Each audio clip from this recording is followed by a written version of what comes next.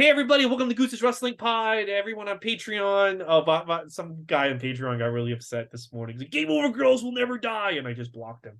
It's like, but what are you talking about? It's my thing. It's my. None of the actresses want to do it. It's my thing, and you're like, it's never gonna die. Well, now this is what it is. It's me and Andrew Lee. Game over, girls is never gonna die. Oh, what do you? Get the fuck out of here. Anyway, we're recording this ahead of time. I'm gonna be away for Thanksgiving, so we recorded a few episodes early. We're talking Survivor Series 91 with Andrew Lee. How you doing, buddy? I'm doing good. Do you want to talk about the wolf? I mean, not The wolf. What? the news. You want to talk about the news, or Yeah, let's just talk like really quickly the news. First off, did you see the CW Tony Khan news? No, please tell me. So this will probably be old news by the time we get to it, but apparently the day that MJF cut that promo about what a bitch Tony Khan is, remember that one that he disappeared in June of 2022? Yeah, but that was a long time ago. CW approached Tony Khan about doing Ring of Honor on the CW network, and Tony Khan went, "No, I'm hoping that Ring of Honor will be on the WB." Wait. So back in 2022, The CW approached Tony Khan about putting Ring of Honor on their TV, and Tony Khan said no. Yeah, he blew them off, and now Ring of Honor is a show no one watches, no one cares about. You see, last night Samoa Joe squashed Keith Lee and then gave up the title, the Ring of Honor TV title. He just gave it up. He's just like, I don't want it. Oh my God! In the summer of 2022, CW executive. Read it out loud. We're on the podcast. What? I said, read it out loud. Yeah. In the summer of 2022, an executive from the CW network reportedly approached Tony Khan about a potential Ring of Honor television deal. And it was a high-level CW executive approached him at the LA Forum in June 2022. Yeah, it was the night that MJF cut that promo. Like I remember there were a lot of executives there that night because MJF, during that promo, he does mention that. Remember? Yeah. Remember he mentioned there was a whole bunch of executives there. Yeah. And he says they wanted Ring of Honor content to the network. While Tony Khan enjoyed visiting with the executive, Khan did not want to pursue the talks because he doesn't want to seriously entertain discussions about an Ring of Honor deal until AEW's television rights are in play. We are unsure if this was before talks between the CW and the NWA, whatever. Okay, that part is no longer important. What is important to know is that that was 2022, and now going into 2024, we know that WWE NXT will be on the CW. NWA was supposed to be on the CW, but they're saying that your favorite manager, Sinister Minister, when he did that cocaine spot on the pay-per-view, that supposedly cost NWA the fucking TV deal. Is that true? That's true. They're going to just be on the app now. I think around that time, they were canceling all the DC shows, and they said The Flash will give you one last season of 13 episodes. They're not in the interest of doing, the shows they were doing. I think they have a new owner, Nexstar, which produces the rerun channels, which is a Rewind TV and Antenna TV, which is all old sitcoms all day long. I think they want cheap content. And, if you give Tony Khan $40 million for like 3 years to do Ring of Honor, it's on him then. And then you don't have to worry about a night. And then so I could totally see like their plan is basically like I was like, oh, once they cancel the Flash, I'm like, I'm never gonna watch CW again. Now that NXT is on there, I'm gonna watch the CW again. So like I don't understand why you would say no to this. Like, you had no home for Ring of Honor. You bought this fucking thing. They didn't push about anything. You pushed about Ring of Honor. You bought this thing. You bought this stupid thing nobody wants to watch. I never even saw a Ring of Honor show until Tony Khan bought it. And I'm doing a goddamn wrestling podcast. And the CW wants to give you money to air it. And you went, no. Why did you buy it then? Because he doesn't care about money. I think it's even funnier that the NWA, who does need the money, they actually had 2 shows lined up with CW, the television show and the reality show. And stupid ass Sinister Minister cost him both. Can you imagine the conversation Billy Corgan probably has to have with this guy? The Like, sinister hey man, minister. yeah, I need you to come to the office. Do you know, like, what? Like, Well, I mean, apparently it was Billy Corgan's idea, the cocaine spot. So oh, was it? yeah. So what is he? What is it? What is it? Sinister minister like? You told me to do it, you idiot. Wait, really? Was it Billy Corgan's idea? That's what I read. Yeah, Billy Corgan is, goddamn, he is fucking. useless. He's an idiot. Oh my god, he shot himself in the foot. That's like when they were at the height of like rock music, and Billy Corgan was like, "We're changing our sound. We're gonna go techno bass." You remember that? Do you remember that? Yeah, I mean, dude. And everybody's like, "Why?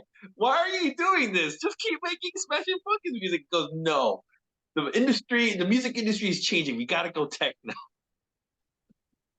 He's a Oh, moron. fucking Billy Corgan. God damn. Some other news really quick because Oh this my might all be old news by the time. Well, Vince McMahon sold a bunch of his stock, which means he has less power than ever, which leads me to think he's leaving. Oh yeah, 100%, dude. They Yeah. already took him out of power. Do you know? People, I don't think people understand how much WWE is going to change. Yeah. It's not owned by the McMahons anymore. It's owned by people who don't really know what wrestling. They just want money. All they care about is know. money. No, I think they know what wrestling is, and I think they know they need to get away from carnies to expand the business. And Vince, Yeah, but what I'm saying is they're gonna do stuff like I sent you the whole thing today. Here's just some stuff you gotta expect. Everyone's then to understand. We're gonna start seeing advertisements on the canvas. Mhm. We're gonna start seeing them on turnbuckles. We're gonna see more brand themed matches because that's gonna generate more money and revenue. Oh, when they did the brand thing. I mean, I don't know if you could see it on camera, but I went to WrestleMania, and I think like the Rey Mysterio match was sponsored by Skittles or something. Dude, it was everywhere. It was all over the arena. It was just Skittles everywhere in the arena. But that makes sense. Know, you're gonna see more of that, is what I'm saying. And we're gonna see, dude. Do you understand? WWE is one of the last ones that did not have advertisements on the canvas because that was a Vince McMahon mandate, right? You're gonna start seeing it, and we're gonna start seeing. And I wouldn't be surprised if they cut more people. They're gonna cut. They're gonna look at it and they're gonna be like, Randy Orton. They're gonna be like, why do we have this guy on the roster again? That's what they're gonna ask. Why is this guy on the roster? Why are we paying this guy millions of dollars? And like Triple H will be like, because he's the Viper. And they'll be like, I don't know what that means, man. I just know that this guy's been injured for like almost an entire year, and it didn't hurt our bottom dollar at all. So I need to know why we're paying this guy millions. And he'll be like, evolution. And they'll be like, once again, I have no idea what that means. Can we just fire this guy? I mean, I think ultimately that, yeah. But yeah, there's gonna be of course, there's gonna be a lot of changes, but I think it's for the better because I think wrestling needs to get out of this carny bullshit mindset. We'll see. I wasn't a big fan of the zombie match and the fucking the. Well, I mean, I didn't mind. I don't mind what they did with the Rey Mysterio match and the Edge Finn Balor match, where it's like you have the Pope's exorcist in the background of the match, but they're wrestling like a regular match. Like the Pope's exorcist doesn't interfere or anything. So they do stuff like that, which is what I think they're gonna do, which is like Snickers presents Rey Mysterio versus Dominic in a steel cage, and you just have the steel cage have Snickers signs on it. That's fine to me. I don't care. By the way, I am reading it. It was Billy Corgan's idea to do that cocaine spot. And then the other thing I owe the Sinister Minister an apology. Yeah. How dare you insult the Sinister Minister? And then the other big news that came out yesterday, and then we're not going to dwell on all this too much because this all might be old news or like out of date by the time because this is going out, and like we're recording this on the 9th. This is going out like I think on the 17th. AEW is not a profitable business. It's come out. They're losing money. They're not making profit. Yes. Which, yeah. So. But that's okay because he does have a shitload of money. He does. He has a shitload of money. Did you see Maria May debuted last night? Mariah May from Stardom has now officially signed with AEW. In a backstage segment. I think she's gonna fit right in. She can wrestle really well. She looks gorgeous. She's gorgeous looking. No, she is gonna fit right in because you know why? Because she's gonna be on fucking Rampage every week. It'll be great for her. Yeah, but I will say this: if they were really hurting for money, they wouldn't have signed. But they're not. They don't have Tony Khan's He's filthy rich. And You know what Nick Khan said about AEW, right? what? Anyone can operate a business at a loss. Of course, yes, yeah, and that's true. He's absolutely right. All right. Dude, So speaking of running a business at a loss, let's talk about Survivor Series 91. what? As you know, I've never seen this show. I've stayed away from it for years because Hogan lost, and then after a while I was just like, I'm just not gonna watch it. I finally watched it the first time ever. Rick, Overall, why don't you show everybody that awesome Survivor Series oh show? yeah, for the video for the $5 Patreons, don't forget Goots Forever on the Patreon. How Survivor can you Series. say Survivor Series was at a loss when look at that? Well, no, They made because money off T-shirts like that, huh? Tuesday night at Texas Bomb, they didn't make any money on that, and Oh, okay, yeah. Because this I was felt. gonna say, I don't know how you felt. This felt like a pre-show for Tuesday at Texas. This oh, did not absolutely. feel like a regular pay-per-view. This was a pay-per-view that was solely based to promote the next pay-per-view, which Yeah, which would be in a couple of days. Yes, basically. which I think was a really bad move because people had been used to um getting Survivor Series and having that being like their fourth pay-per-view of the year. And all of a sudden now this pay-per-view is not resolving anything. And all it is recaps and interviews, and it's setting up another show you have to buy in 6 days. Yeah, And I think people basically are a like, week. what the fuck?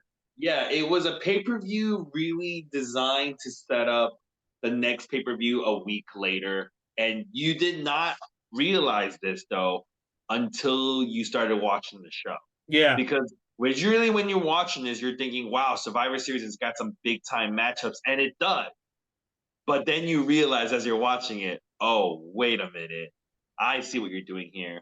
Dude, they But basically like ruined the main event to set up the Randy Savage Jake Roberts match.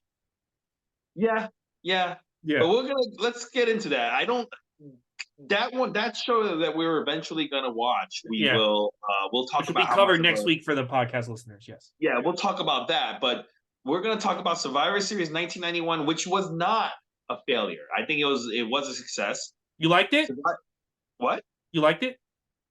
Some parts of it, but if you're Yeah. looking at it like they also had 17,500 fans in attendance. No, that was That's, great. that's pretty good. That's pretty But I good. just kind of feel like if you were there, you bought your ticket thinking like you're gonna see like a complete show.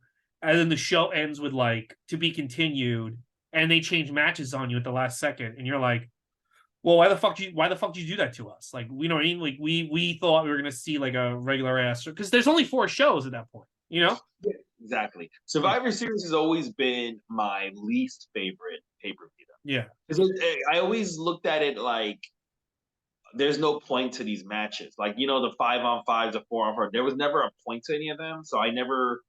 There's no like you don't get anything out of it winning. Your Well, team. they added they around like a few years later they started adding stakes to them. Like the big one was WCW, ECW versus WWE. Whatever team wins, the other companies go out of business. So that's a stake. Yeah, but yeah, that one, those times it made more sense, but I've always never been a big Yeah. Survivor Series fan. But this one it was all right. It was Survivor Series, the Gravest Challenge, taking place November 27th in 1991 in Detroit, Michigan. I don't know how well Detroit's doing these days, but let me tell you, on November 27th, 1991, it was popping. It was raw. It was rocking and rolling. It was there. We don't start with any video package intro. Instead, Gorilla Monsoon welcomes us to a packed arena, and we get a recap right away of Macho Man Randy Savage getting bitten by the Cobra. Mm-hmm. Do you remember this, Ray? I didn't see it live, but I've seen it. Like they've shown this on so many DVD sets and so many. No, but you saw it when you were a kid in 1991, right? No, I didn't see it live. I just heard about it. No, not live, but you saw it like in 1991 or 1992, right? Probably later. I heard about it back then. I didn't see it until later. Really? I was kind of like, how did you not see this? They showed it so many times on TV. Yeah, I wasn't really watching that much as Survivor Series got closer, and I started watching less after Hogan lost. Oh, I wasn't that's on top of it. right. Oh, because I remember them replaying this and stuff on Superstars, and Yeah. it scared the I shit. kind of was like getting very, and now I look back and like a lot of this stuff on like when they show the stuff from Superstars, it's like really good. But like I was annoyed that Warrior was gone and they were downplaying Hogan. I was really Wow. annoyed. So I did not give a shit about Jake versus Macho Man. Now I do. It's a great feud. But back then I was like, no, what are you doing? Like, no. It Yeah. felt like I was being forced stuff I didn't want to see. I was 9 when this happened, when this Mhm. Cobra bit Randy Savage. And man, I'm gonna tell you something. I was scared. And I'm not the only one. If you watch Oh this, yeah, if so many you people are. can find this video on YouTube, when they do this, Liz does a great job where Liz is crying. They show babies are crying in the audience. People are fucking crying. After this recap, you get President Jack Tunney, and he recaps everything that just happened. And he goes, "Guess what? These guys, they're gonna have a match at Texas Tuesday in Texas, and I'm banning all reptiles, including snakes. And I'm reinstating Randy Savage. And that's how we start the show. And Gorilla Monsoon and Bobby Heenan will be leading us on Great commentary. commentary team. I'm sorry? Great comment. They were great. They were on fire all night. Those two used to. Yes, absolutely, absolutely. And what do you call it? This will go down as probably one of the best commentary teams of all time. Gorilla Oh Monsoon yeah, and Bobby Heenan. yeah. There's so many legendary WWF commentary teams. This is one of them. I thought, how did you feel about them starting the show with this like recap of everything? I liked it. I wish I wanted a video where Vince was screaming everyone's names and then do the video. Yeah, you're right. I think they could have done both. I don't know why they didn't have Ah, like the video of Vince going like Survivor Series, the gravest challenge, and yeah. running down the I guess card. they Yeah, you're wanted. right. I guess they didn't do that to be like things are so crazy in this company. We have to have another show right away. Like we can't even do an opening package because it's chaos here in the WWE. Like 'cause this is the most I've seen Jack Tunney in one show. Oh my god, He's this was all the over Jack it. Tunney show. Yeah, it's like, and I think that's supposed to give the sense that like things are out of control. This guy like the company's falling apart, and this guy's like constantly in meetings and stuff about it. Yes, Jack Tunney, guys, will be. He's all over the show. He comes Yeah. out a couple of times. He's mentioned like in every single segment, Mhm. either by a wrestler or the commentators. This you're right. Maybe they did it to like show how grave things were. That's why there's no video intro and Jack Mhm. Tunney's all over the Like show. it's like yeah, like it's a bad like right now the company's in a bad situation. Not like God, financial, but like the bad yeah, guys. like God, this is really serious. I'm being serious here, but yeah, it's very different. We're gonna go to our first match. It is Ted. It's a 4-on-4 Survivor Series match. Ted DiBiase with Sherry, the Mountie with Jimmy Hart, Warlord with Harvey Whippleman, and Ric Flair with Mr. Perfect. That's right. All 4 fucking people on the team all have a manager. Mhm. Versus the team with no managers: Bret Hart, Virgil, the British Bulldog, and Roddy Piper. There is a huge sign in the audience that says Piper scares Flair. A nice big banner. And let me tell you, fucking Piper is over as hell. Piper and DiBiase start the match. And Piper is just like, there's this moment where he takes DiBiase and he starts crotching him on the top ropes. Mhm. Sherry gets involved and fucking Piper like throws her down and then he kisses her. Everything he is doing is so over. He is so over. Dude, He's over. he is not the same guy from like a year ago. He has a fire lit under him now that Flair and Bret Hart are in the company. Now that Flair's in the company, he feels like the '87 version of it. He doesn't feel like the guy just coasting on bullshit. He's like Yeah, working. I He's trying agree. really hard. Yeah, I think it's because Flair's there. I think maybe you're right. Maybe it's because these guys are friends and they were friends in real life. And when even just to his entrance, when he just like kind of saunters out and he's got this like really like focused look on his face and Mhm. his eyes, like he's slow, but then he's fast when he needs to be. Everything the crowd was going apeshit until he tagged out. That's Yeah. how much over he was. Once he tagged out, the crowd kind of settled down. All the good guys take turns working over DiBiase. It's fucking great. Flair, Bulldog has a cover on the Mountie, and then Ric Flair drops like a top rope forearm onto the back of his head, and then the Mountie covers him for Bulldog to be the first one eliminated. Then there is a great moment where Ric Flair and Virgil face off. Virgil is still pretty over at this point. Mm-hmm. And Virgil's like taking it to Flair. It's only been a couple of months in SummerSlam. I'm sorry, what were you saying? Virgil's taking it to Flair. He's not backing down or looking. You are absolutely right. These guys go toe to toe. They go toe to toe, punch for punch, chop for chop. And Flair, this is where he excels as a wrestler. He fucking makes Virgil look like $1,000,000. He fends him off like he's scared of. Flair is down fending off Virgil. Yes, ridiculous as it sounds. He makes fucking Virgil look great. This is Flair's wheelhouse. When he has to make other people look great, this is why I think he's always been champion, because he makes the people chasing him look like money. Yeah, he made everyone this match look fucking good. Yeah. Yeah. Mm-hmm. After that, the Warlord, he has a full Nelson on somebody, but then Bret Hart kind of hits him from behind, and then Piper eliminates him. So we got Bulldog and Warlord eliminated from both teams. And then there's a point in this match where everybody just kind of comes to the ring at once to fight. And Ric Flair is the only one who leaves the ring. And then the ref all of a sudden calls for the bell. I'm like, what? And he goes, everybody who's been in this ring is now disqualified, except for Ric Flair, he was on the who was out of the ring. And I was like, what? What? This was the fucking stupidest thing I've ever seen. The crowd, I know, like, you know what? It would have made more sense if they were all like counted out and Ric Flair was the only one in there. That would have made a little bit more sense. Like, I don't know who tagged who, so you're all just counted out. Yeah, they're all in the ring just fighting, and then there's a bell. The crowd gets super deflated because this is a very good match up until this point.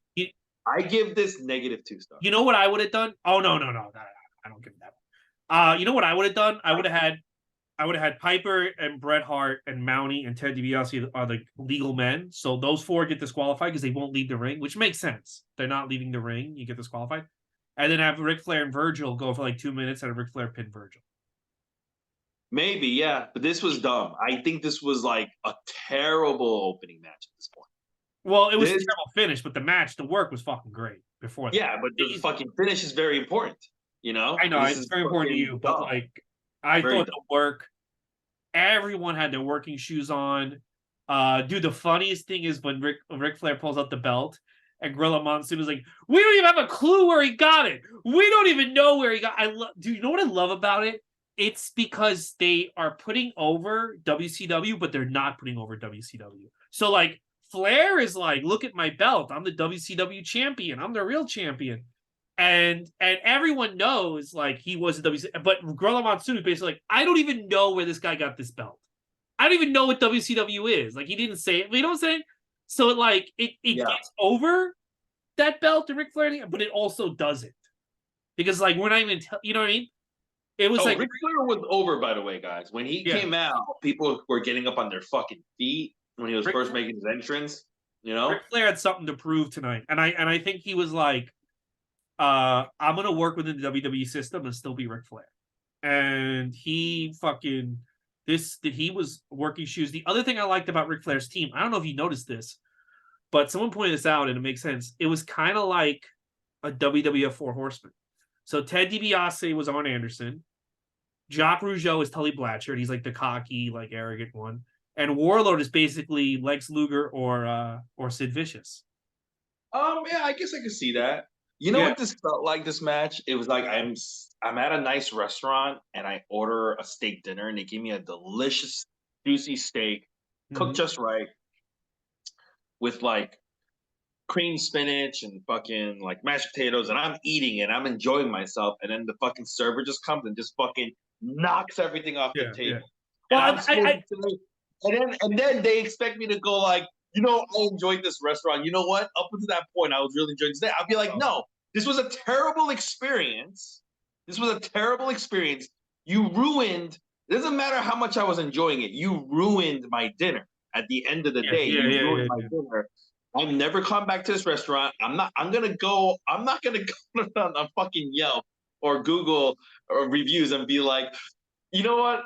Because the chef had his working shoes on, I'm gonna give this a 4. No, it's a fucking -2, bro. I think he -2. just, I don't think he wanted anyone but Warlord or British Bulldog to be pinned, and he didn't know how to go about it. So, Oh, and then just like as you to counter that, as you were saying the last one, don't book it then. yeah. Don't if you're not gonna do it, don't fucking book it to begin Yeah. with.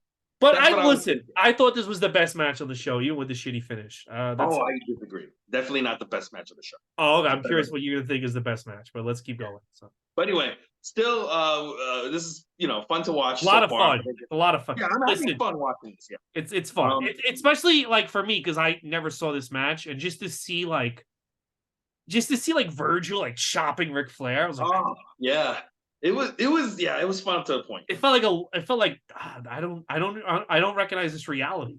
Like holy Yeah. shit.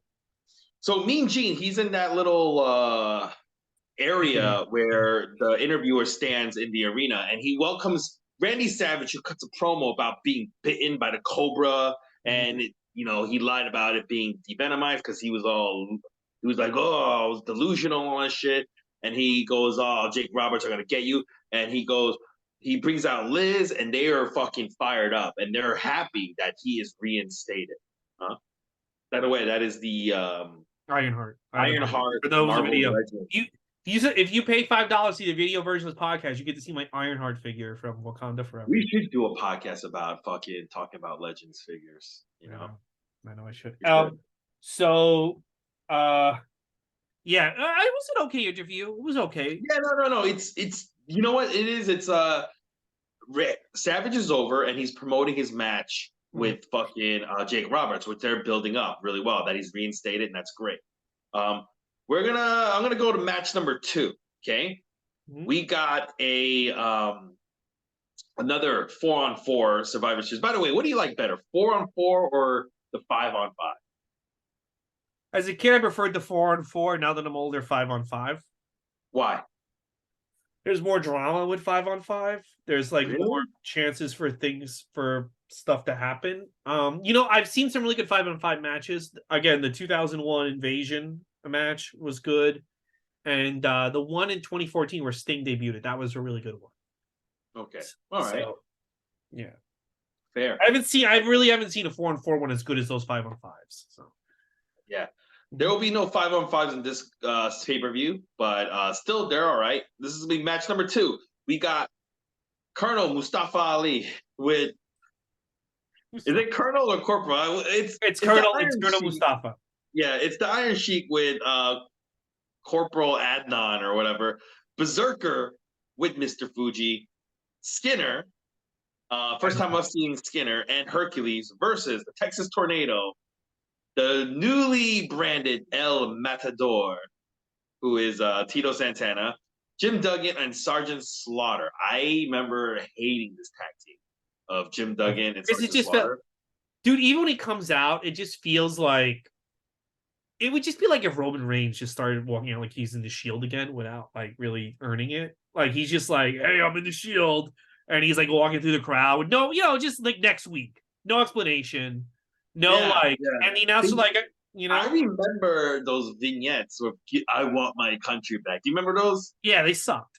They sucked real bad. And then like when they started teaming together with Jim Duggan, all I remember thinking was, why are they bringing Jim Duggan down this much? I was like, it would have been like, what would have been a good if he had like saved, like let's say like you don't see Sergeant Slaughter after SummerSlam, and then Jake attacks Randy, and then Slaughter comes out and prevents the snake or pulls the snake off Randy Savage, and then it's like, I'm sorry for everything I did. That would have been better, but like he doesn't earn it. He just like now suddenly he likes America again. He literally pledged allegiance to Saddam Hussein, like in January. Yeah, I didn't buy it either. I'm glad I'm not the only one who didn't buy it. Yeah, to me, Sergeant Slaughter was ruined after that fucking heel turn.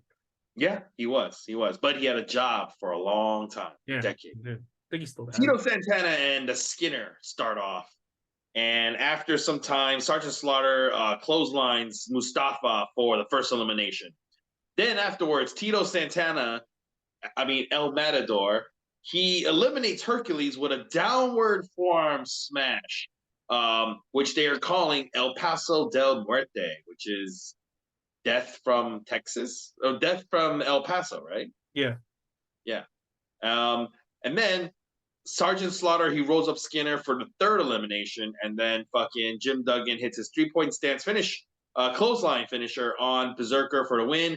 All the good guys win, all the bad guys get eliminated. What did you think about match number 2? I didn't like it. First of all, Hercules, wow, he got bloated since August, huh? He looks like he's got a big, like, fucking roid gut, Hercules. Roid belly, yeah, roid Yeah. gut, right? And he looks awful. You know what? It was really weird because they were putting with the Berserker in commentary. Like, look how much he's fighting. Like, it was almost like Berserker was the good guy. It was just, it was like the wrong match to, if you're gonna try to get Slaughter over as like a babyface again. First of all, Mustafa, who should be like his arch enemy, loses right away, and then the good guys just like dominate the bad guys and make them look like idiots. And I thought the match sucked. It's nice that Tito Santana got to pin people for once, but I thought the match sucked. Yeah, it was like a filler match. Absolutely. There's nothing on this. There's no stakes. This is what it is. Mean Gene Okerlund, he welcomes Jake Roberts, who is probably wearing the worst fucking outfit I've ever seen. It's the worst the 90s sweater in the brother, world. and he's on all the drugs. Yeah, it's the worst sweater I've ever seen. It's the worst pants I've ever seen. They're like black fake leather, faux leather pants with a Cosby sweater that's like the ugliest Cosby sweater in the world. And he basically cuts a promo on Tuesday in Texas about this match coming up. It's all right, standard Jake Roberts promo. It was a good promo. I you know, again, like, this just feels like a pre-show. This feels like Mean Gene is the pre-show panel, and they keep cutting back them after their pre-show matches to hype the real card. I don't know. Yeah, it's fine. Oh, okay. The next thing they're going to show is, I'm actually want to know if you remember seeing this as a kid. You probably didn't, because you said this is when you were tuning up. They recap Hulk Hogan at the funeral parlor. This I love. This promo by Ric Flair was incredible. But wait, did you watch this when you were a kid? No, I didn't see this. No. Oh, man. I can't. Oh, it's too bad. So you watched this as an adult. Yeah, this is my first time I saw that promo on the. Wait, this is what are you going to do when Ric Flair runs over you? What? This is the first time you've ever seen this? Yeah. Dude, there's like a full clip of this on YouTube. Go check out the full clip, okay? It's pretty much the same thing, but just get the full view of it. All right. So I'm just going to break it down, and then I want to hear what you think, okay? So it's the funeral parlor was a talking segment that the Paul Bearer, Undertaker's manager, had on Superstars. And it's got the all scary lights, scary music. And he invites Hulk Hogan out. Hulk Hogan comes out, and Hogan looks scared. He's got a scared look in his eyes, but he's still trying to be brave. He like looks in the casket, and he's trying to look in this other casket that's standing up to see if Undertaker's there. When Ric Flair just comes out of nowhere, and he starts going toe to toe with Hulk Hogan, just standing there toe to toe. I mean, and people are going ballistic, because this is one of those things that, like, if you were at this time a wrestling fan, you're just like, holy shit moment. Right? Because you're seeing two of the top guys in the 80s. He's technically still the champ of WCW. So yes. And Flair cuts a great promo, and he goes, "Do you know how many times I've heard your name, Hulk Hogan, big man, Hulk Hogan, big man?" And he goes, "Finally, I've been waiting for this moment." And he goes, "Look at the belts, compare the two." And he's like, "Oh man." And then he uses Hogan's catchphrase to taunt him at the end, which pisses off Hogan, which rightfully so. And as he's ripping off his shirt, Undertaker comes out of the wooden casket that's standing up, and they fucking attack Hogan, hit him with the urn. The heels start beating on Hogan, and Randy Savage and Macho Man, who were on the commentary, Roddy Piper and Randy Savage. Roddy Piper and Savage, they just can't take it anymore, and they fucking run down with chairs to save Hogan. Oh, tell me how you felt watching this. I loved it. I never saw this promo. I never really thought that they'd have such a, like, almost like kind of a pro NWA WCW promo against Hogan. Like, Flair is just allowed to be WCW Flair in this promo. He's not. And you know what I was thinking to myself? I was like thinking to myself, like, this is how the invasion should have been. 10 years later, this is how the invasion should have went. Because Ric Flair does so much to get over WCW and his like legacy on the other side, and it doesn't like hurt Hogan or it hurts WWE. It doesn't hurt WWE. It hurts Hogan. And I was shocked too. Hogan doesn't say a word, and this is the show. I'm convinced Vince went into this show being like, I'm done with Hogan. Possibly. Because Hogan really doesn't do much in response. He just kind of like he doesn't even get a rebuttal like you were like in a little pissant company or your belt stinks. He just like rips the shirt and gets the shit beat out of him. But dude, what a great promo. This is how the invasion should have been. This is how Eric Bischoff should have walked out the night that he bought WCW. The night that Vince comes out, I bought Eric Bischoff should have walked on that Raw and cut a promo like this to Vince McMahon's face. Yeah, yeah, he probably should have. Eric Bischoff wouldn't get hired until much, much later afterwards. But I'm saying, like, this is how they kicked off the invasion saga with somebody from WCW cutting this promo in Vince's face, this style of promo. Even if it's Ric Flair again, I think it would have done a lot. Yeah, because it's not like it's getting over WCW and the fucking WCW belt, which is crazy to me that they allowed him to get it over like that. I saw this when I was a kid, and let me tell you, it scared the shit out of me. It really did. Came out? Yeah, because remember, also at this point, I've only been seeing Hogan be dominant. You know what I'm saying? Like he's always been dominant. First off, Hogan would never come out and he would never come out on Superstars. Mm-hmm. He never came out. And when he came out, if you watch the full clip on YouTube, there's even a moment where when his music hits, you see some fans in the audience go like, they look shocked because they know like, what the fuck, Hogan's out here? Yeah. And Hogan did not, he had to get saved. He was getting his ass kicked. And I legit, when Undertaker was going after Hogan, I legit was like I felt like Hogan's gonna lose. I really felt like Hogan was gonna lose. This guy was scary. This wasn't like your typical Hogan heel, which was a big dude. It was a scary monster kind of guy, you know, like a dead guy. And I mean, for me when I was a kid, it scared the hell out of me. And watching it back now, I would say it's still just as good as I remember it. Undertaker was handled really well in this. They don't do segments like this anymore. They really don't. They don't. There's so many things coming out, and it's so smart. Everything about this is clever and realistic. You know, it just was like, and it feels like there's these other forces coming into the WWF, and it's like this, like, hey, this kiddie shit is not gonna fly. Like, here are these other forces that have just been like you only heard about in magazines, and now they're coming in and they're fucking up, like Macho Man and like it's like it Ric Flair, like you can just tell like Ric Flair's presence causes chaos. Like they don't know how to react to him because he's not WWFing himself. He's just Ric Flair. Yes. You know? It's very good. Yeah, I love this segment. It was so good. And it's going to lead right into match number 3. This is technically like the main event, but it's not the main event. It's right in the middle of the show. It is for the WWE World Championship, WWF World title. It is Undertaker comes out with Paul Bearer versus the champion Hulk Hogan. They show you a kid in the audience, and when Undertaker's coming out, when he hears that gong, you see the kid fucking like get chilled. Like he gets fucking scared. He was scary, dude. I don't know how to explain it. When you're a kid, he was fucking scary. Hogan comes out and he's just pissed off. He's like knocking over the casket that's ringside. I remember thinking this, wow, Undertaker's in the main event fighting for the world title, and he's only been in this company for at this point a year. Right? Really, a year. Exactly a year. And I was thinking, I wonder what Ole Anderson's thinking. I wonder what he was thinking. Oh, he probably thought like they're idiots for putting in the main event. Probably, yeah. Taker, by the way, does a great job in his role. We talked about like how if you're gonna be, when we talked about Richard Morton in the York Foundation gimmick and how like he really didn't try in his gimmick. Undertaker is a great example of somebody really putting everything into his gimmick. Not like shitting Nikita Koloff, who will do everything besides learn fucking Russian.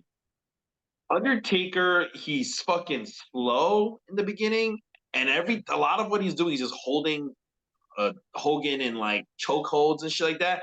And every time his eyes are just like rolling in the back of his head, right? He's doing all that, and it You know looks who else? great. You know who else is actually trying and it's being effective is Paul Bearer. Paul Yes, Bear's like when we get to the mid-90s, he just stands there like a sack of shit half the time. And here he is actually like really trying, really working hard. And he adds yes, a lot. yes. And he was creepy back then. He was like Yeah, he wasn't. he adds a level of menace. Yeah, yeah. He wasn't. As he got older in the later years, he became more of a joke.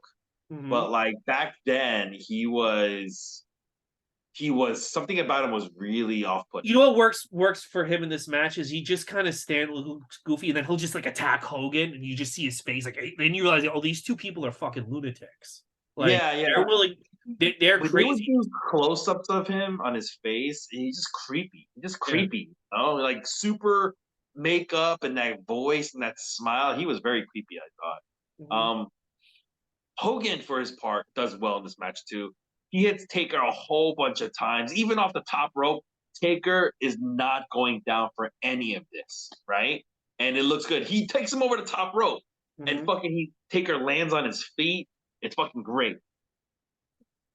And then Hogan, eventually Undertaker fucking hit the tombstone pile driver on Hogan, and Hogan fucking no sells this.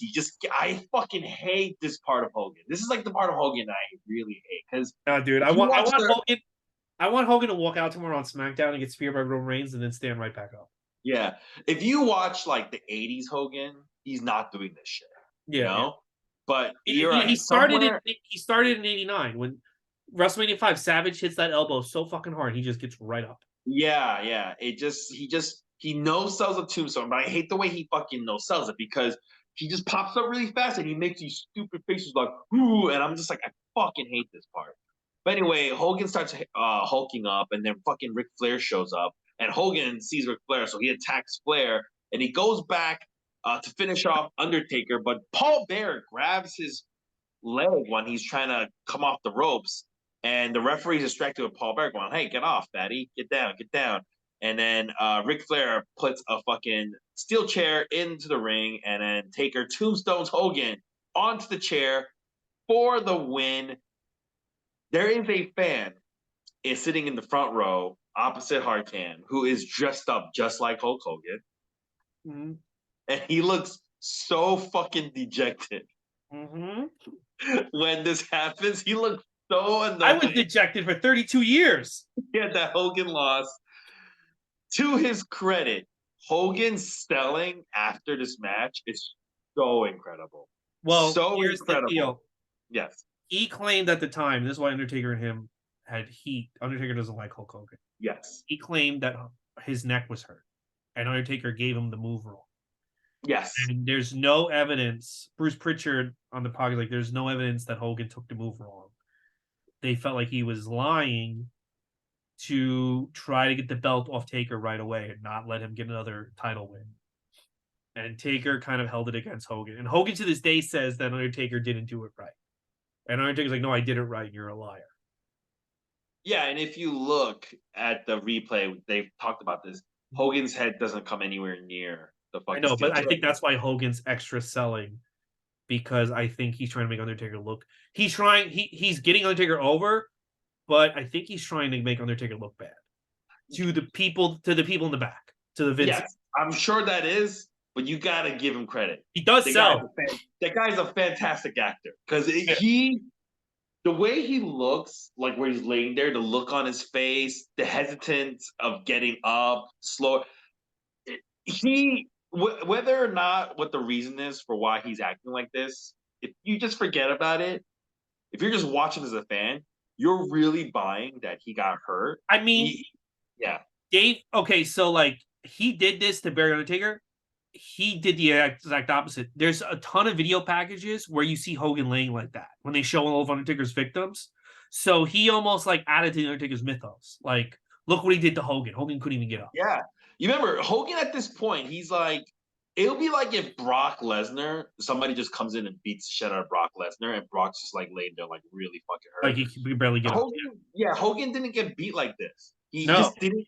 When he would lose to like the Ultimate Warrior, and it was like he just got rolled up. You know, like he didn't get beat like this. This guy beat the shit out of Hogan, in a way, and it was very believable.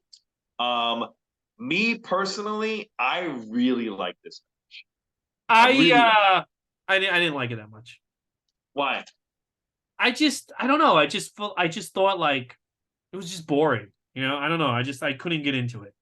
Oh, I think this is if you're an Undertaker fan, this is a must watch for you Yeah, because if you're like a massive Undertaker mark, you should definitely see this match. Yes.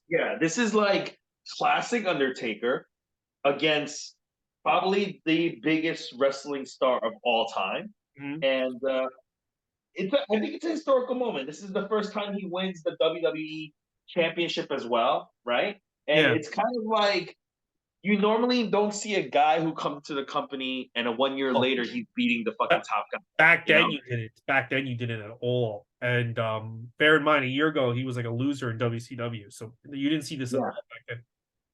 Yeah, that aspect. It's just what. I'm kind of glad I didn't watch this when I was a kid because I would have hated it. It was Hogan. I don't. I mean, I think the match was made to kind of make Hogan look bad. You know, which is like his job. And I think Vince is ready to Yeah. move on. But like, I wasn't. I was not ready to move on back then. I'm still not ready to move on. I don't think you're ready to move on now. Yeah. I'm not ready to move on right now. So All it was right. all So right. It was okay. It wasn't the best. I think it's a must watch. It's All good. right. Gene is in the back and he can't believe the Undertaker won. He's just like, Mean Gene's like, I can't believe what happened. And he goes, Piper. He calls over Piper, come over here. Can you tell me what you feel about what just happened? And Piper starts shitting on fucking Undertaker, calling him an Addams Family reject. And then he basically warns Taker and Ric Flair, like, oh, you guys are fucking with the wrong people at this point, Because there's a clear line between these two guys and they're fucking on. They're basically there's an alliance of like Taker, Jake Roberts, and like Flair, Yeah. and they're fucking with the wrong people. That's what basically I got out of Roddy Piper. But also, it's like, it also feels like there's a new guard coming, and Flair, Hogan, and Savage kind of feel it. Like the fact that Ric Flair is getting Hogan, Piper, and Savage. Yeah, it's kind of understated. Like Vince is clearly getting ready to push new guys. And it may not wind up being Ric Flair or Jake Roberts in the long run, but I think that's the sense I get from like Hogan and Roddy Piper on this show. Like there are new people coming up, and there's nothing we can do to stop it. Oh, so okay, yeah, I agree with you. That's the feeling you're getting. But what I'm getting from this promo is like Piper's like, oh, you guys are just fucking with the wrong people. Like not Yeah, like, I wish I kind of. Like, we see what you guys are doing, and let me tell you something. We're gonna fuck you guys up. Like I liked it. I like this promo. Yeah. Roddy Piper is back to his old self, and I think it's because he respects Ric Flair, and he knows Ric Flair is at that moment the greatest in-ring performer in both companies. It's another level, and if he's going to go in the ring with Ric Flair, he can't do goofy bad news brown bullshit. He has to bring it like it's 1982. Yeah, and I like this like setup of like Hogan, Savage, and Roddy Piper on one side, and then you got Taker, Roberts, and you got Ric Flair on the other side. I like this setup. But they never really. They just hinted about it, but I wish they had done it with a match. I wish they had done. This should have been the Survivor Series match. They should have just done a 3-on-3 right here. Yeah, Or if they wanted to do a 4-on-4, who could you put as a fourth guy on each team? Well, Sid Vicious was a good guy at the point, so he goes on Hogan's team. And then on the Flair, Roberts, I would put I'm trying to think here. Who did they have? Maybe Warlord as like Ric Flair's bodyguard. Warlord? The Warlord? Yeah. I guess they couldn't do that because there isn't like a fourth heel. You can make a fourth heel though. You could. What? You could make a fourth heel, you know. I guess you could have. Yeah, maybe. I'm trying to think of somebody who's menacing. I guess it could be like the Or you Warlord. could just do 3-on-3. That's what they did with Yeah, main they event. should have. They really should have because I really like this. Like, here's the thing: those three guys. This is what's bringing them together. Yeah. You know, like Yeah. Roberts has continuously been like, I still don't like Hogan. I know, even when he was a good guy. And now here he is coming to this guy's aid with a fucking chair. Savage, we all know his problems with Hogan, but here he is coming to Hogan's aid. This menacing force is what's uniting these guys. I would have loved to have seen if this They, should have they been. didn't they didn't go all the way with it. They kind of chickened out and went in a different direction. They didn't No, you're right. I kind of sensed that like yeah, there was even you know in 92 and they didn't they veered. They veered. They went to Sid Justice and Hogan and Flair and Savage. They became about if did Flair fuck a Liz. So yeah. it was Maybe they should have kept Sergeant Slaughter as heel and keep him on the heel side and Sid Justice on the yeah. maybe give Hercules the big push he deserves. 1 second. I think Andrew Lee, that's my biggest problem with this era is that they're building these storylines really. They're doing a really great job building these storylines throughout like SummerSlam, Survivor Series, Tuesday in Texas, Royal Rumble. And then for WrestleMania, they just go in a completely different direction with everything.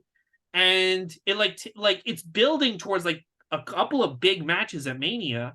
And then it just goes in a completely different direction. Roddy Piper's fighting Bret Hart. Flair and Savage over Liz, and Sid Justice is fighting, and Undertaker's fighting Jake. Jake Roberts, that's why he goes, I should have been at Mania with Randy Savage, not Undertaker. Not taking nothing away from Undertaker, it wasn't time to turn him face yet. I wonder why he did that. Did they I ever talk about this on? Bruce Pritchard wasn't at the company. no, but my theory is that he was realizing that the drug thing, the steroid thing was getting worse and worse for him. He had to write Hogan off, and I don't think Hogan would have accepted like jobbing to Flair or jobbing to anyone. So he was just like, "You'll just get a DQ win over Sid Justice and get out of here for a little bit." Oh, Yeah, and if you look at it in that sense, I can't really blame him. You know, yeah. I for think like the script so much. I think things were but like that's kind of but that's why like you're seeing like if all this paid off at WrestleMania with Hogan, Flair, and Snake, Savage, and let's say like Sid Justice, Undertaker, it would have been a lot better. Or even like Piper, Flair, and like it just it doesn't like it. I feel like if you didn't do Hogan, Flair, you should have done Piper, Flair. But no, I mean, listen, it worked out great for Bret Hart. Piper really does a great job getting him over. Yeah, yeah.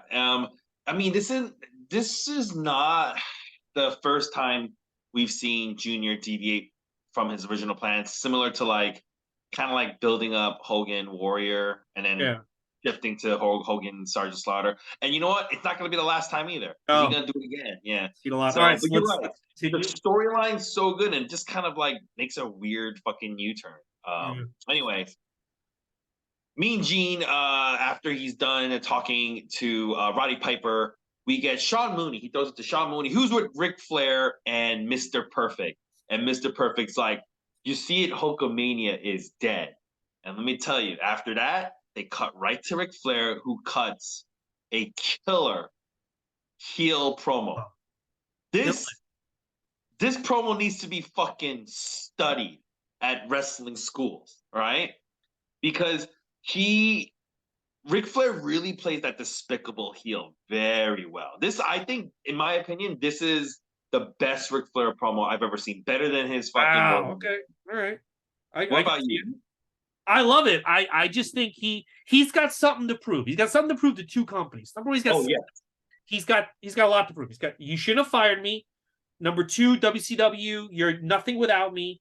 And Vince, you should have believed in me all these years. And like and all the WWF guys, not only do I belong here, I should be the top guy here, as well as WCW, even though my persona doesn't fit the quote unquote cartoon aspect of WWE. He's got a lot to prove tonight, and he's fucking hitting home runs everywhere he goes. He's making a point.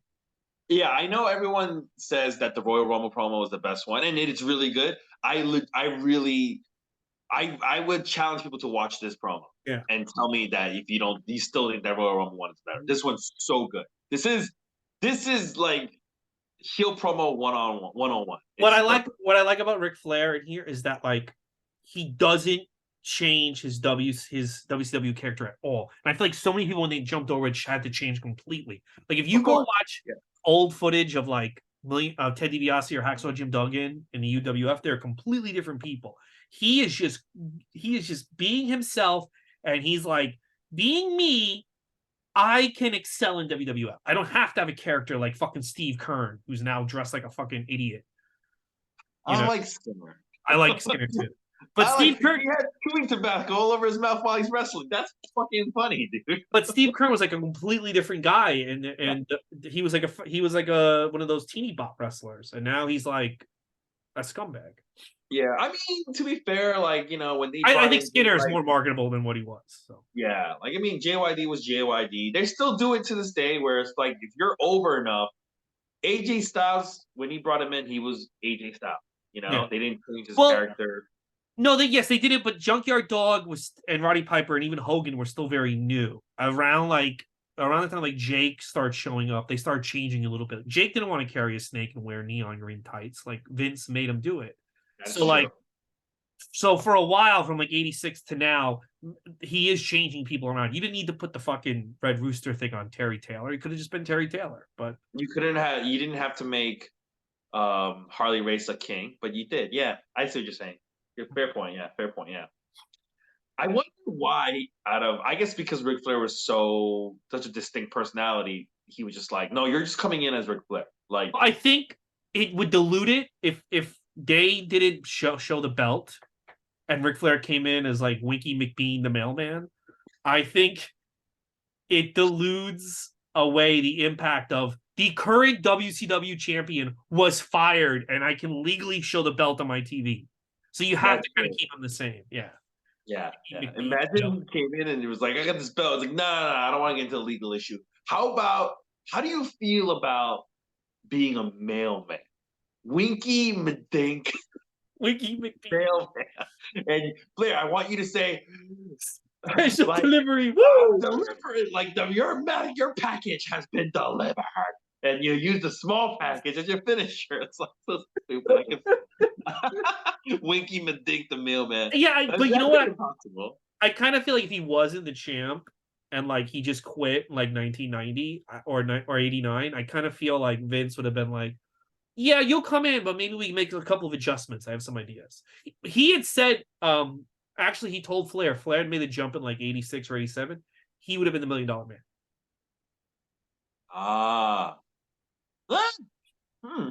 But he would have excelled. He would have been great, but that would have been a completely different. We would know him now as $1 Million Man. We wouldn't know him as Ric Flair. Yeah. Huh. That would be interesting. I mean, Ted DiBiase did the role very fucking well. No, he did, but but I think that would have been great. Ric Flair shows up like early '87, and he's walking around. He could have sold that well. I'm $1 Million. Oh, he could have done it really well. Yeah, he could have done it well as well. Who do you think do you think he would have done it better than Ted DiBiase? Yeah, I think so. Oh, interesting. You know why? Because Ted DiBiase, I think he would have won the belt at WrestleMania 4. I mean, because I think the $1 Million Man would have had a bigger impact than Ted DiBiase. Ted DiBiase did great. Don't get me wrong. I think the two guys who could have done it better are Gino Hernandez and Ric Flair. Gino Hernandez.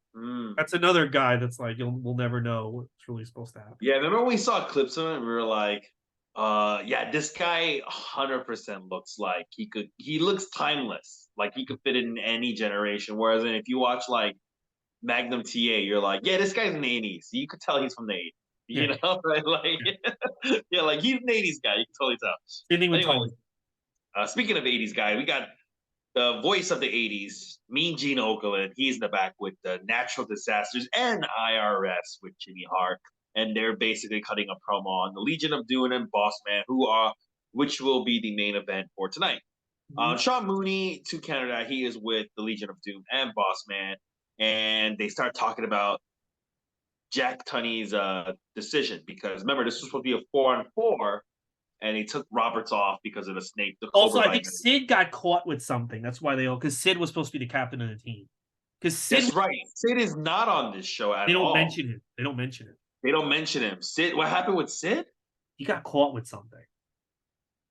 He got caught with HMB, bro. Let me look it up really quick.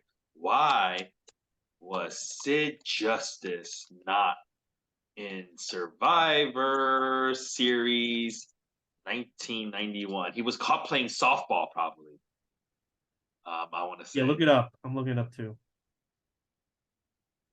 It was a weird reason. While you're looking it up, I'm just going to continue talking about what's going on. So, yeah, Legion, remember, this was supposed to be a 4-on-4 traditional Survivor Series match, but the president of WWE, Jack Tunney, who's basically like, right now they have GMs like Adam Pearce on Raw and Nick Aldis on SmackDown. He's basically like the prototype of that. Like, which I actually prefer better because Jack Tunney would not be seen on camera, not be seen on the shows unless it was absolutely necessary for him to be on the shows. Like if you watch wrestling now, Adam Pearce is like he's on every single week and he's on every single pay-per-view. I think less is more. I think if you have like a figurehead who's making decisions, everyone knows he's making decisions, but he only comes on camera unless it's like something very important or they don't reference him unless it's something very important. I think that's much better. Sid injured his bicep. He injured. Sid had hurt himself. That's why he was taking off the team. Anyway, they don't mention that. They just say he's off the team and we're taking Jake Roberts off the team because of what he did. Yeah. So it's a 3-on-3. I love how Hawk got pissed when he got interrupted. Don't interrupt. Yeah, when Sean Mooney interrupts, Hawk every time he starts his promo, he starts with a well, right? It does it in the goofiest way possible, and he always has to end it with what a rush. And Mooney interrupts what a rush, so he goes, "Don't ever interrupt me." I don't know if that was planned or not, but it was pretty cool how it happened. Mean Gene Okerlund, they cut back to Mean Gene Okerlund, who is now with the president, Jack Tunney. And they talk about, Mean Gene's like, hey, what about what just happened with Hulk Hogan? How is that fair? And Tunney's like, you're right, it's not fair. But you know what? Like, I'm not going to overrule the referees. And that's fair. Because if you overrule the referees here, you're going to have to overrule. Even in the NBA, when they find out the referee made a bad call and they talk about it in the press conference, you just can't like overrule it. You just can't be like, we're undoing that. Just like it is, it was a bad call, but that just happens. You just gotta learn from it. And Jack Tunney's saying the same thing. Basically, I can't overrule the referees. I can't just set as presidents where I'm just constantly overruling them. But what I am gonna do, I'm gonna schedule a rematch as soon as possible. And guess what? Right away, Tuesday in Texas. That's where we're gonna do it. It's the very next pay-per-view. That's where we're doing it. And here's another thing, too, guys. I'm going to be at ringside, but there's no fucking funny business. Mm-hmm. This was good. This actually, he was taking ownership over all the fuck-ups that's been happening. Yeah, that's why he was the best president the WWF ever had. Yeah, I don't, he is the prototype, man. This is the way, they really need to get back to this. They really need to get back to this. I don't need to see hopefully with Nick Aldis, they will. Yeah, I don't need to see him on TV every week. He just got to be like a looming presence. And then when shit hits the fan, he just shows up and he goes, all right, you guys been fucking doing whatever you want. Guess what? This is what's going to happen. And he's got to be a good guy. He's making decisions in like fairness. Enough bad guy GMs. I don't need that shit. Yeah, I don't need bad guy GMs anymore. You're right. Absolutely. I don't need that shit. It's over and done. We're going to go to match number 4, the penultimate match. We got the Beverly Brothers with Genius. He's back. With the Nasty Boys with Jimmy Hart versus the Rockers and the Bushwhackers. Brian Knobbs, he hits a flying tackle off the second rope onto Luke to eliminate Luke first. Then the Beverly Brothers hits one of the best fucking finishing moves of all time. The Shaker Heights Spike on Bushwhacker for the second elimination. If you guys don't know what that move is, look it up. It is devastating at the finisher. It fucking damn near cripples people. Then Shawn Michaels hits a backslide pin on one of the Beverly Brothers to eliminate one of the Beverlys. So it's 2-on-3. During this match, though, Gorilla Monsoon and Bobby Heenan, they really start talking about how there's a lack of tags on the rocker side. And it's Mm-hmm. like, oh, Virgin, it doesn't even look like he's trying. He's not even looking like he's trying to tag in. And they're really sowing in the seeds of things about the Rockers really not looking out for each other. And then ultimately, what happens is Marty Jannetty he picks up Jerry Sags to do a body slam, but as he's swinging him around, Sags' legs hit Shawn Michaels in the face by accident, Yeah. which allows Michaels to get rolled up by Knobs to get eliminated. And as soon as he's eliminated, Shawn Michaels looks pissed off. He slams the mat. He gets up. He gets right in Marty Jannetty's face. Marty doesn't even understand what's going on because Marty didn't know. He was like, "Oh, I don't know what happened." And then he shoves Marty, and everyone's like, "Oh shit!" But at the end, Shawn Michaels goes, "All right, man, never mind. You go fucking finish the match. Don't worry about it." And Marty Jannetty has to basically fight off three guys. He can't, and he eventually gets pinned by Sag. Afterwards, Bobby Heenan keeps pushing the WWF magazine, saying in the magazine they're saying that there's rumors that the Rockers do not get along, and he keeps pushing this. You got to buy the magazine, guys. You got to buy this magazine. What did you think about this match? But it was really, really long. It And was. you know, the work wasn't that good because they're trying to push the story that they don't get along anymore. And I think that hurt the match. I think you could have got that story across way easier with a shorter match. Um This it, is the longest match on the show. yeah, yeah, it was long. It was long, and because they're trying to tell a story where there's not that many tags, they're not the Rockers that put on good matches. And I get it. We're building towards, you know, what is a massively huge angle that changes everything. But it's just boring. It's just a boring match. I don't like it. Yeah, it's 23 minutes. It's very long, and yeah, it's like It would have been better if the Beverly Brothers got eliminated, both of them, and then it just became the Nasty Boys versus the Rockers for like fucking 15 minutes. yeah, you got the fucking bushwhackers in there. Come on, it's just like yeah, it's just too much. It's like if you're gonna, yeah, Too it's like if it's gonna be about the Rockers not getting along, can we get rid of both Beverly Brothers? Like, could have done this match, I think, in 13 minutes. Probably. yeah, Like you could have cut off 10 minutes from this match. I but really believe that. but I feel like they already were running. I feel like the show wasn't. They only had 5 matches. It's not enough. Yeah, it's Yeah, not that long, so they were like they just needed, and also I feel like they wanted people time to digest that Hogan got destroyed. So like yeah, just kill time. Just go out there and kill time. yeah. It's like I say sometimes Raw has a long match just to have a long match. That's what and same thing with WCW. That's what this felt like. Yeah. Just go have a long match. I think that's exactly what this was with a storyline though. All right. All right. During after that, we're gonna go right to match number 5. This is the final match. It is the natural disasters, typhoon and earthquake with IRS and Jimmy Hart versus the Legion of Doom and the Boss Man. IRS hits Boss Man with the briefcase for the first cover and first elimination. Then IRS gets the briefcase again, and this time he has to hit on one of the Legion of Doom, but they duck and hits Typhoon in the head with the case instead by accident, and Typhoon gets eliminated. This really pisses off Earthquake because that's his tag team partner, and he gets so mad at IRS that he goes, "You know what? Get you," and they leave. Natural disasters, they leave. IRS alone, and he's fighting both Legion of Doom and there's a really funny part in commentary during this match where Bobby Heenan starts mouthing his own mother. He starts trash talking his own mom. And Gorilla Monsoon thinks he's talking about his wife and says she made a mistake. She made a mistake. And he's like, what? He goes, marrying you. And Bobby Heenan goes, marrying my mother?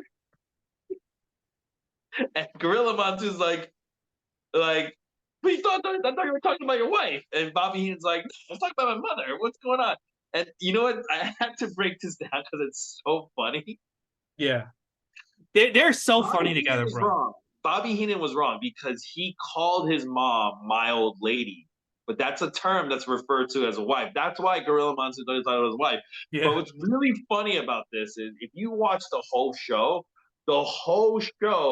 they're playing this thing of like Bobby Heenan not understanding Gorilla Monsoon, right? Like going like, oh, he like there's a time where in this match where Boss Man is stepping on IRS's tie, and Bobby Heenan goes, he's stepping on his tongue. And then, Gorilla will be like, what do you mean his tongue? It's stepping on his tie. And he goes, oh, that was his tie, like that whole back and forth kind of thing. But this was legit. They did not fucking, there was a disconnect. But because they were doing it the whole show, it was just purely natural. It was really funny. Dude, they're so funny together. I wish they had Yeah. done. I wish like he didn't let Heenan go to WCW, and I wish like these two had done like every show together until like Gorilla died in '99. They're so fucking funny together, bro. Yeah. And they get Yeah, over. I They get kinda over. They get everyone over while being funny. I can't. I really wish Bobby Heenan also didn't leave. And you know what? Here's the thing. From old interviews I've heard, I know Bobby Heenan regretted it too. But at the time, he did it for his family. Yeah.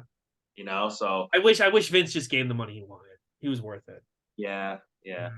He was worth it. But anyways, at IRS, going back to this match, IRS is getting his ass kicked by Legion of Doom, and he's just like, you know what, forget it. So he leaves. He tries to leave, and as he's about to go to the backstage, Boss Man comes out and he makes him go back. Hawk hits him with the flying clothesline for the win. What did you think? I didn't think it was very. I didn't think it was very. Thought it was very rushed for a main event of a major show, and I thought, and they didn't really give the Legion of Doom enough time. Like you already gave like people like a bad taste with Hogan losing, so now Legion of Doom win, and I thought like you give them a little bit to celebrate. Like this is the like, and that's this is a big deal of Legion of Doom. This like they're closing. Who else has closed out a WWE pay per view besides Hogan and Warrior at this point and Savage, right? So now Legion of Doom get to close it out, and they just cut away from them winning. They don't get to enjoy their win. And I think the audience doesn't get to enjoy the fact that these guys won, and it's right back to promoting Tuesday in Texas. They Yeah, sacrificed this show to get everyone to buy Tuesday in Texas, and apparently nobody did.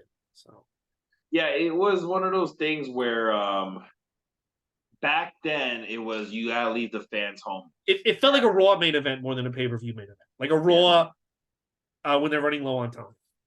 Yeah. Mm-hmm. So after this What did you think match, of the match? I'm sorry. What did you think? the only match I really liked on this pay per view was Undertaker Hogan. Okay. I don't like Survivor Series form. There's no stakes. I don't. Well, like it goes away the next year. So thank God. Mhm. After this, Sean Mooney, he's in the locker room and he says, "You know what? I was just talking to Hulk Hogan, and the Hulk has his eye on the Hulkster." His words.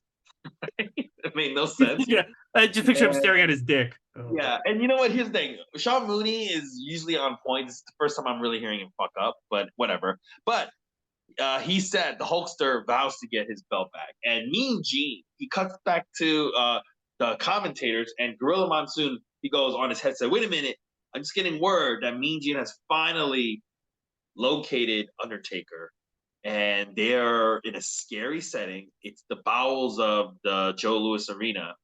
By the way, on commentary, they did this thing where Bobby Heenan was like, John Lewis Arena, and Gorilla Monsoon was like, John Lewis, this is Joe Lewis. And he's like, who's John Lewis? And Heenan goes, who's John Lewis? Who's Joe Lewis? And Gorilla goes, will you stop?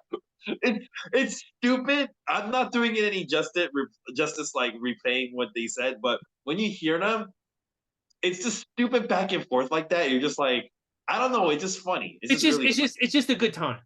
Yeah, it's a good Even time. the matches suck. They make it entertaining.